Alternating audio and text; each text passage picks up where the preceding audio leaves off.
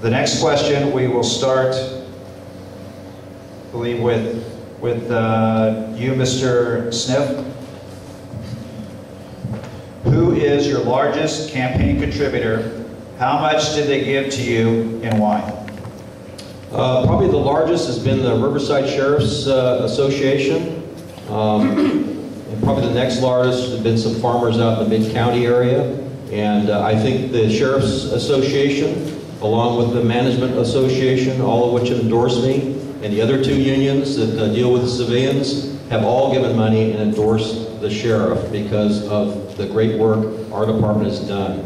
It is no secret the previous sheriff that before I was appointed came into with all those endorsements and then was locked in a bitter dispute with almost every labor union when he ended up departing.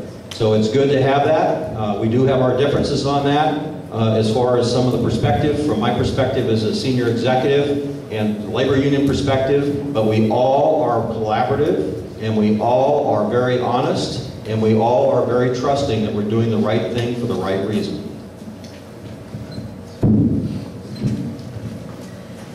My largest contributor is a gentleman by the name of Leo McIntyre, very wealthy businessman with homes in Riverside and La Quinta and Los Angeles.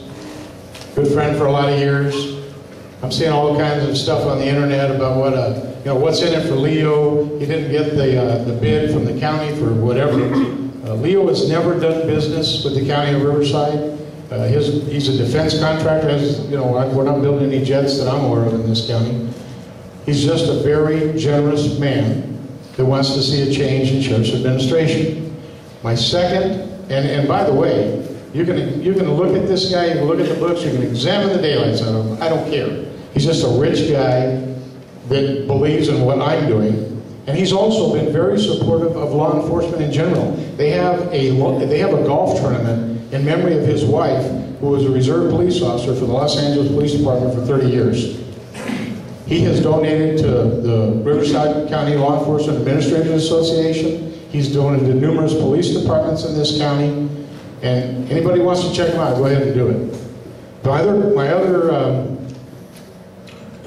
top contributors, one is Freddie Smith, he's the second largest. And then for third, I've got two gentlemen tied, one named Nick Fahad, and the other one is Mark Strader. They both gave the same amount of money.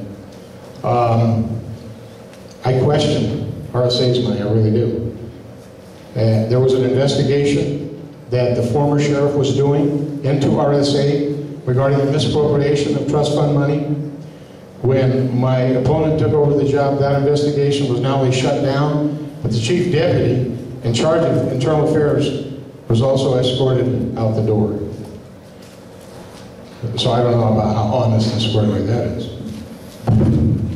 Well, let's clear up the facts here. Number one, Leo McIntyre was, by all accounts, a very nice person, but he was also part of the former Sheriff's Executive Council, which has already been ruled on as illegal and was investigated in multiple areas and had to be put away. So that was the same issue that we had when we were trading badges for cash a few years ago and had a few other ethical hiccups. So the issue of folks donating money, obviously it takes money to run different political campaigns. People have different axes to grind back and forth on it, and people are very supportive of folks for different reasons on that. But it is absolutely critical that particularly when a sheriff oversees 4 different labor unions, that you have at least cordial relations on a business-like level to end up dealing with all the issues that come up. We don't agree. In fact, I've butted heads a couple times with almost every union in some case or another because it's not good public policy and some of the issues they want, but it is very important that we have mutual respect. We work, particularly in these tight fiscal times, as harmoniously as we can.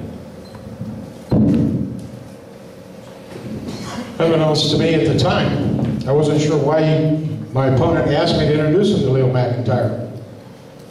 I found out afterwards that we all know that he was running for sheriff way back when.